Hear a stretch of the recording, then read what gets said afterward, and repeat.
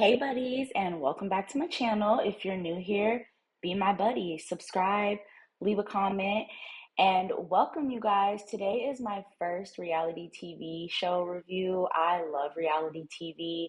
I don't know, it always seemed like a lot of work to do reviews, but I figured why not just have you guys watch the shows with me.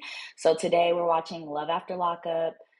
Season 5, I want to say episode 59. It's too much for me to start from the beginning, so I'm just going to start with the shows I like, where they're at, and then I'll keep it going consistently from there once I start the show. If there's a show you guys want to see, drop down in the comments, tell me what you want to see. Turn your post notifications on and subscribe to the channel. As soon as the channel hits 500 subscribers, I'm giving out $200. Yeah, so let's get into the episode. So it's season 5, episode 759 of Love After Lockup. The first scene is Troy and Zaria. I do not like Zaria. She has got such a nasty energy about her. She's so toxic. She's back and forth to her. Sorry, y'all, my nose ring is itching. She's back and forth to her psychic, talking about someone bringing chaos and negative energy. Like, baby, it's you. You bring the chaos and negative energy into you and Troy's relationship. So the episode opens up. They left off on the last episode. They're about to go to community day. Troy's mom and his daughter, baby Troy, are at the train station. Zaria gets an attitude, throws a fit, kicks Troy out the car, doesn't take him to go pick up his daughter, and then gaslights him and is like, oh, well, I'm sorry. I just wanted to have a good community day and a good anniversary. And like, they still never go pick his daughter up, and they just go on about community day. Excuse me. I just really don't like her. She's just got such a nasty energy about her. Anyway, let's keep going. But it's just so sweet and innocent seeming. Like, he seems so pure and kind, and Zaria is just, I don't know, she's just a toxic little Sour Patch Kid. So the next scene is Kimberly and Joey.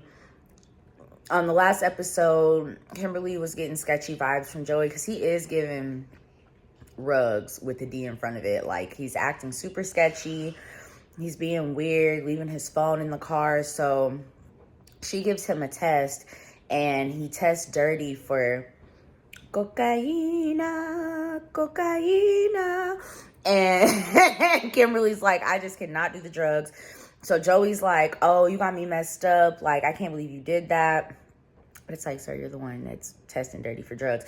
But it's not giving that he's on a ski slope, because he's really tired and lethargic. He's been sleeping a lot. It was giving opioids. So he goes and he buys another test, and he takes it, but we haven't seen the results yet. Okay, so now we're on to Melissa and Joey. In the last episode, Melissa was trying on her wedding dresses with her homegirl and her sister.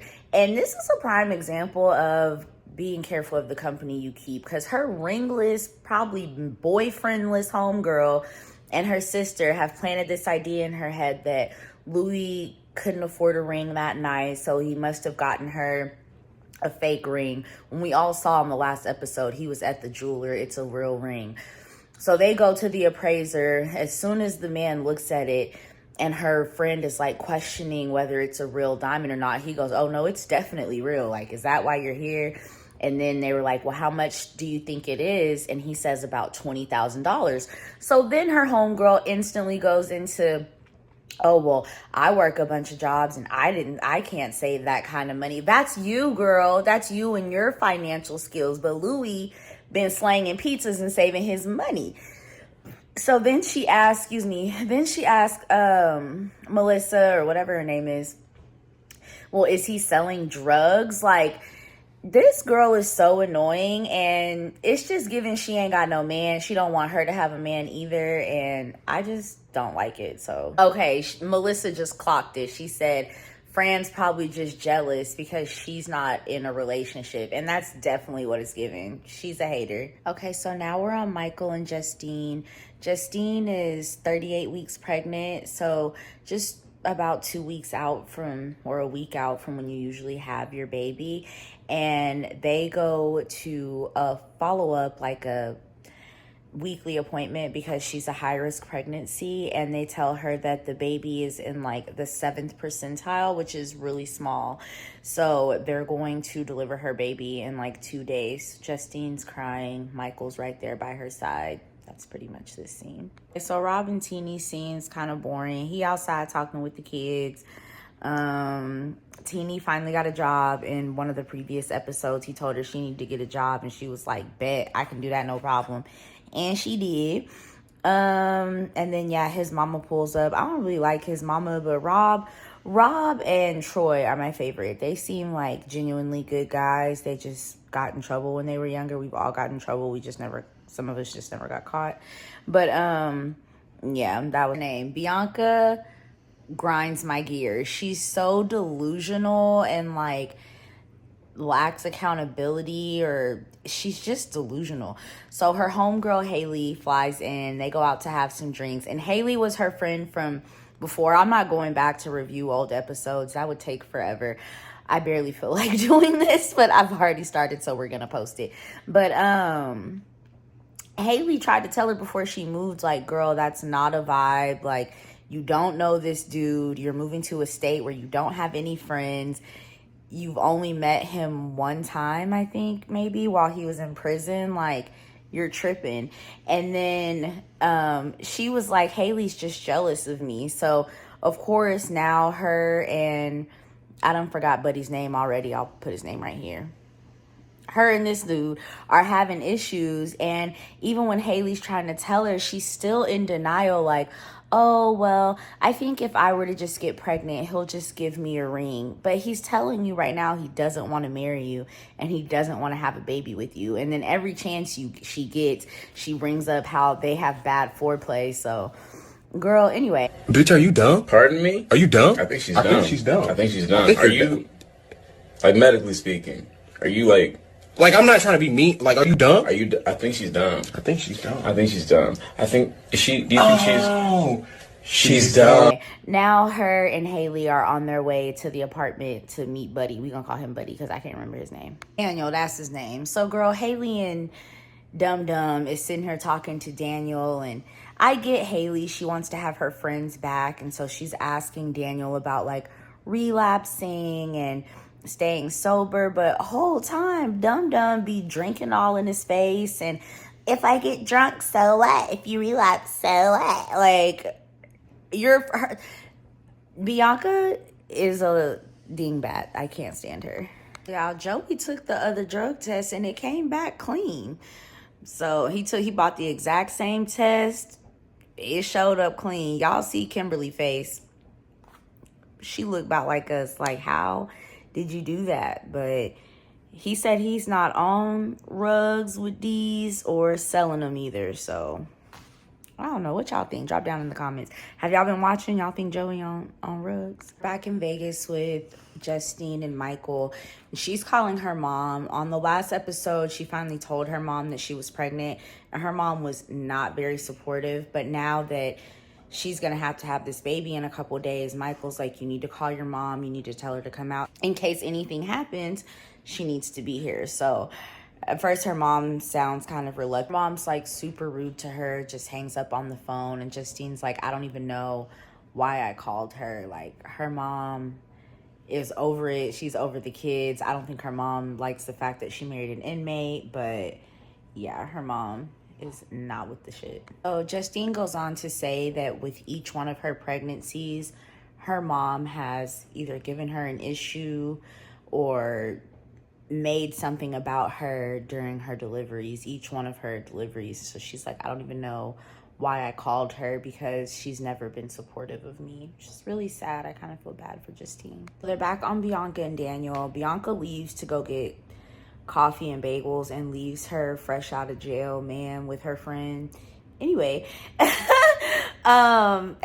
not saying some friends like Jordy, she would never do anything like that, but like I probably wouldn't have done that. But anyway, she leaves to go get bagels, and Daniel and her friend Haley are just chatting, and he's like, you know, maybe I did love bomb her, but it wasn't intentional. But now that I'm out of jail, like, I'm just not ready to marry her. Like, a ring's not gonna make it any better. And Haley's like, I get that, but you know, she can see a future with you. Can you see the future with her? And he's like, I see the picture, but it's just kind of blurry. And Haley's like, basically, Bianca will keep investing in this relationship even if she's not happy. And I can see that because Bianca seems like the type that doesn't want to be wrong. So many people told her not to do this that I feel like even though she doesn't really seem happy, she doesn't want to turn back now. Like, you've made so many huge choices, moved from Florida to Arizona, like spent all this money. She doesn't want to look stupid, so she's going to keep going to try to make it work, even though it's clear she's unhappy. Haley basically tells him, like, if you're not feeling her, like, men usually know what they want. If you don't want her, just let her go. And then in her confessional, Haley says, like, at least one of them's rational, because she knows that her friend is in Delulu land. Like, Bianca is delusional. And then Daniel says the moment that he stops feeling it with Bianca, he'll end it. But let's be real. He just got out of prison. He just started working. She's paying for the house, paying for everything. He not going nowhere right now, because where he gonna go? Okay, so while Melissa was down to the appraiser with her hating ass, no boyfriend having ass homegirl, they told her that it was a little sketchy that the band wasn't engraved with the metal type. He said it's technically illegal in the jewelry world, but it's not alarming. It's not anything she should be concerned about. So of course Melissa take her stupid, I ain't gonna say nothing about her nose having self, back to Louis and brings up the fact that her sister and her homegirl were questioning the ring, that she went and got it insured and appraised, and that the sketching wasn't in the band to specify the metal. And so Louis like, what you think I stole it? He was like, I have a receipt, I have a certificate. And he was like, it's kind of pissing me off that you go listening to your homegirls and your sisters and you're questioning me. He's like, I worked hard for this for you, which he did. And she was super ungrateful at the proposal until she saw that ring. But anyway, that was that scene. Melissa be getting on my damn nerves because Louis a good guy too. Louis, Troy, who else did I say? Daniel is kind of cool. Most of the guys on this season, besides Joey, are seemingly pretty good guys. Okay, so we cut back to Kim and Joey, and she's dropping Joey off at the courthouse crying in a car.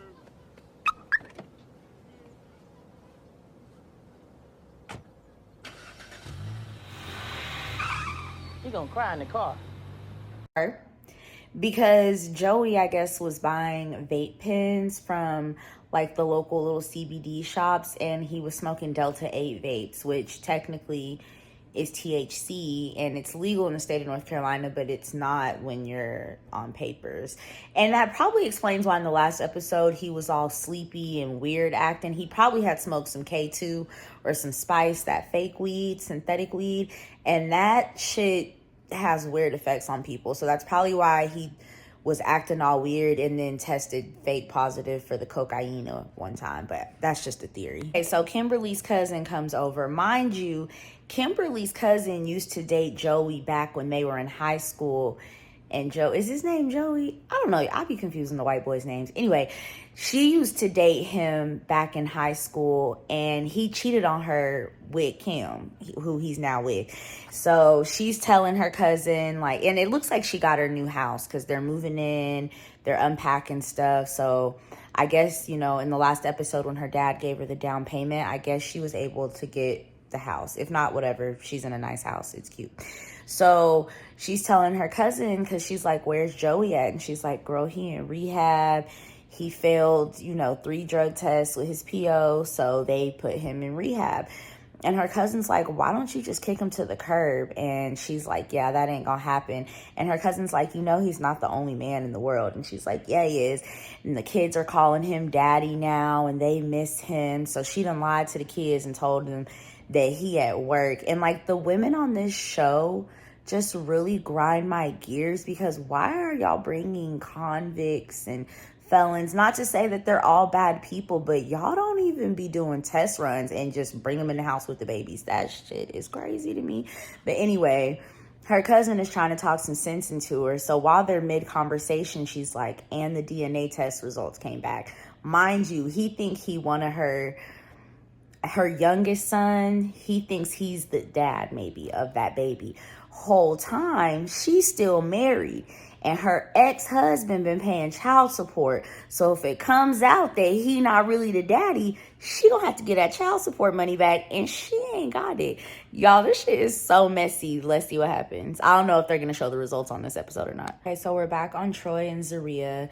He is, I guess, finna go meet with his baby mama to smooth things over, because yesterday or whenever was Project Heal, their community day, and they did get their 50 youth to sign up so they can get their grant money. But and Zaria did apologize. She was like, her behavior was unacceptable. But you can kind of tell that Troy wants to just go do this on his own, because he knows how volatile Zaria can be. His baby mama Yana does not like Zaria. But she's like, no, I want to be there to support you. But really, it's because she's insecure, and she doesn't want him to spend one moment alone, unsupervised with that baby mama, because she's super insecure. If y'all have been watching this season, Zaria is super insecure, and it shows. It's really sad. Okay, so they get to the park, and on the way to the park, like, Zaria's just trying to, like, she's on her good girl, church girl vibes now. So she's like, it's all about baby Troy and da-da-da-da. But you know this girl doesn't like you. So, man, why is you here? Why are you going? Like, give that man the privacy. You need to trust him, because he's your husband. Whole time you was the one that was cheating while he was still in jail. Left your previous husband, baby daddy, for him. I think they were like cellmates or on the same cell block. Anyway, so Yana walks up to the park, and off rip, she's like, I had a baby with you, talking to Troy. And she's like, until me and you can get on good terms, why is she here? Why is you here? Paul, why is you here? So they going back and forth. She's like, I'm not letting you see your daughter, talk to your daughter until we get an understanding. And so Troy is like, bump all that. Is she in the car? Is my daughter in the car? So he walks off and goes to the car, and Yana says to Zaria, now this is where you control your man. And Zaria goes, oh, he's a grown-ass man. And then Yana goes, you dumb too, both of y'all kids. And she walks off towards Troy. So we're back to Rob and Teenie.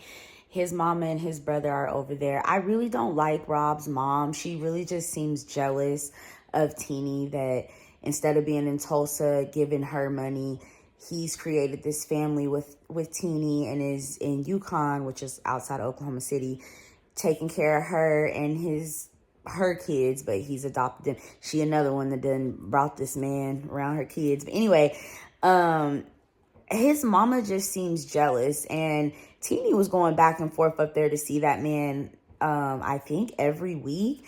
And he said his mom barely ever came to see him. So it's like, I don't know. His mom just gives user vibes. I don't like that. Okay, so they're sitting there talking, and Rob is just telling his mom, like, I'm just trying to balance. Give me some time to adjust. Like, I just got out of prison. Teenie at work watching it on the cameras. And then, in a previous episode, her and his mama had got to squabbling. They was putting hands and feet on each other. And so the mama says, yeah, I got loud with her, but she grabbed my mouth. She touched me first before that's when I, took off on her. And Rob's like, no, she didn't. She would never do that. They rolled the footage, and she did touch her first. So maybe in the heat of the moment, she doesn't remember all that. But I definitely think that now that, things have calmed down and she has a chance to see this, she should still apologize to his mom. Do I like his mama? No, but she was wrong. You put your hands on that man's mama first. So, yeah, she basically gets mad. She's like, Rob, I don't want to hear any more excuses from you. She's upset. And she walks off crying. The kids are watching inside. And that's the end of the episode. They're showing the next up footage, which is the season finale. So I guess we'll get the results of Kim's DNA test then. If y'all want to keep watching shows with me, just let me know. I'm going to get a mic and stuff next week so we can have better quality. And I guess I'll invest in a camera too, since I'm being more consistent. But yeah, drop down in the comments. Let me know what you thought of this episode, or what other